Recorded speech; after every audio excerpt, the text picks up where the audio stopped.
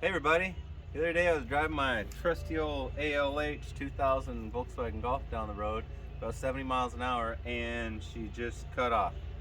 Uh, Earlier in that week I had done the timing with VCDS and the injection quantity, and it was running fantastic that day. And then all of a sudden she shut down on the highway, so I thought maybe it's a sensor or something. There's not a lot that can go wrong on these ALHs to make them just stop working like that, except timing. And I had my timing cover off earlier that week, and I had left it off in case I was going to do some more fine tuning later. So motor dies.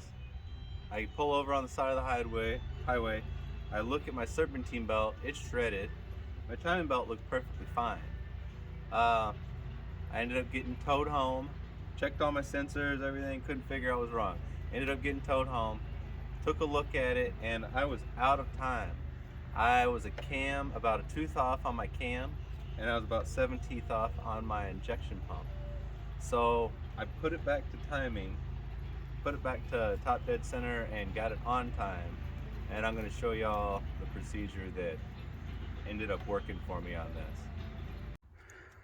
Well, I was taking this thing apart, and I decided I better make a video about it so I'll remember, or somebody will avoid it in the future, or something good can come of it, I guess. But I was driving the other day, and my RPMs dropped a little bit, and the engine sounded funny, and all of a sudden I realized I didn't have much power at all. I gave it some throttle. I got up to 15 psi and a boost, and so I knew the engine was running. Something was going on, but it wasn't happy. So I pulled over the side of the road and idled really crappy, and then I turned it off, and then it wouldn't start. So something's funny, because it takes something kind of big to make these TDIs stop working. It's going to be timing, or your computer plug in here came loose, or like the 109 relay is a really good one. That's fine. My computer can still see my my OBD reader can still see my computer is alive, so I know it's not my 109. So then I started, okay, great, it's probably timing. And then on the side of the road I noticed that this belt had shredded, and this is the accessory belt. So I'm like, well, whatever, that's not my timing belt. But about a week ago I shot a video of me timing this injection pump with the VCDS, and I left this all-important cover off. And so my theory is that this belt shredded, got up in this belt, made my timing jump, and then shut down my engine. So I had it towed home. I set my top dead center mark by this flywheel hole here. We're right on line. This should be straight horizontal, and it is off by, it looks like, about a tooth. So I started pulling my intake off, because you got to take your intake off to get your valve cover off. So you got to get your valve cover off so that you can find your cam lobes sticking straight up and down on your number one to get your top dead center compression stroke. So I'm in the process of doing that. I'm going to check my timing. Hopefully I can put it back in timing and no valves hit anything.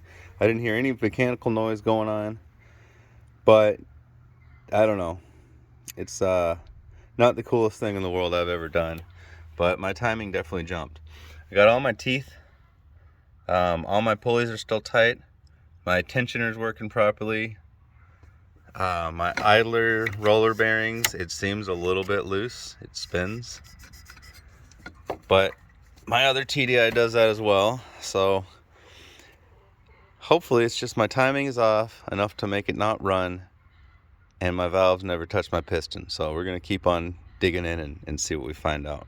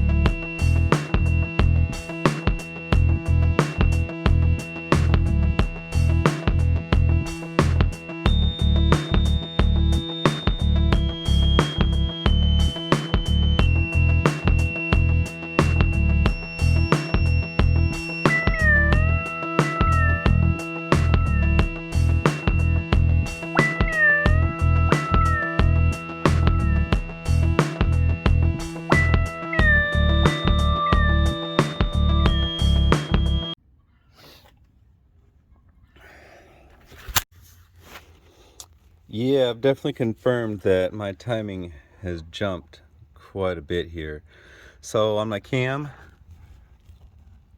these two lobes are supposed to be pointing up as much as they can be on the front, the number one cylinder, and they're off kilter just a little bit.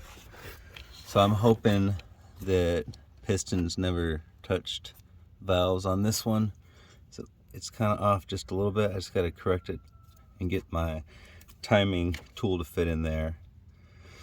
So hopefully that's not a problem. And the reason it died, as far as I can figure, is my pump timing is way off. So you can see inside that hole, that slotted hole there is a slot. This is a injection pump out of an ALH, just a spare one I have. So here's the slot, and here's your hole that your pen fits in. And it lines up with this little tab, which is this little tab here. So you can look on your, if you're trying to find your hole, you just look where that tab goes, and the general location is right off the end of that tab. So I'm gonna loosen this, adjust my cam, get it on time. I'm already at my top dead center mark on my crank, so my crank is on time. I'm going to loosen this pump enough, I'm going to loosen the timing belt with the tensioner. I'm going to loosen that tensioner, get enough space to turn my pump up into the mark that I need to get to, and hopefully retime my pump and everything will be great and never had a mechanical contact problem at all. So we'll find out, and got my fingers crossed on this one, but this is a really good illustration of where that hole is that you need to put your timing tool into to get her into time. Because I've seen people, I don't know, dreaming you got the hole and you don't have the hole. So it's right there all the way up.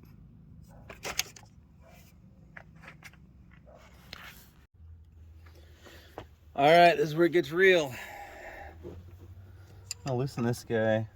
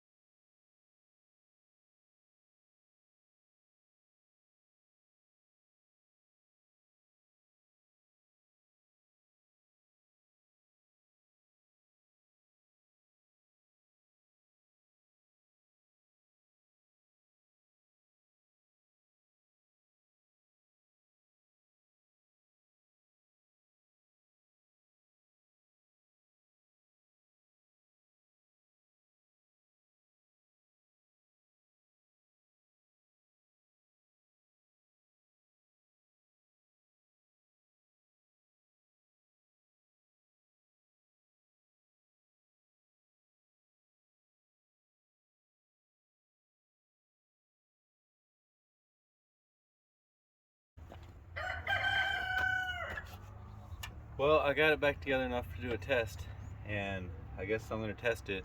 I thought this was going to be the cool part, but this is kind of the really nerve-wracking, not that cool part. So we'll start her up and see what happens. It should start right up. All the time marks work. Turned it over a bunch of times. Nothing makes clicky noises. But still, it's always kind of a weird one. So, yeah.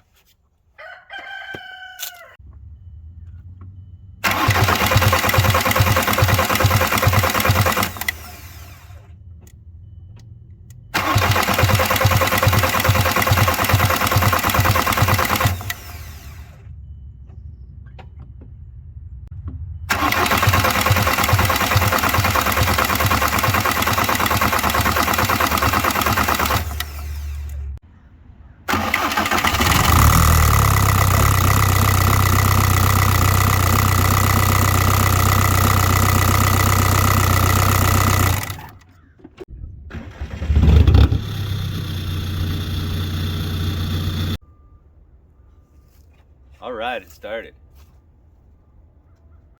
What I did is I ended up advancing my injection pump via this right here. So I was off enough to where it didn't want to start. So I loosened these three 13 millimeters, just get them loose, and then you put a 22 millimeter on this big one here, and forward is advanced and back towards the engine compartment is retarded. So I just advanced the injection pump a little bit and she stumbled to life. It doesn't sound like it's really good timing, so I'm gonna go ahead, get it warm, do the procedure with VCDS and get it timed good again and see if a valve breaks off. So since then I've driven it about 1,000 miles, mostly highway, 70 to 105 miles an hour. It doesn't seem to have any strange symptoms of a valve touching a piston. It doesn't smoke extra. I don't have any loss of power on anything, no extra cranking on it. Pretty sure I was one tooth off on my cam and my 7 teeth off on my injection pump saved my engine. So I'll report back once I hit 10,000, because that's when the valves are supposed to snap off if they ever touch a piston. But that's generally accompanied with a couple of symptoms of lowered compression, a little more smoke, some extra noise. Even though it's a diesel, it can make extra noise. So I appreciate y'all watching, folks, and hopefully y'all have the same luck I have if this ever happens to y'all. Have a good one.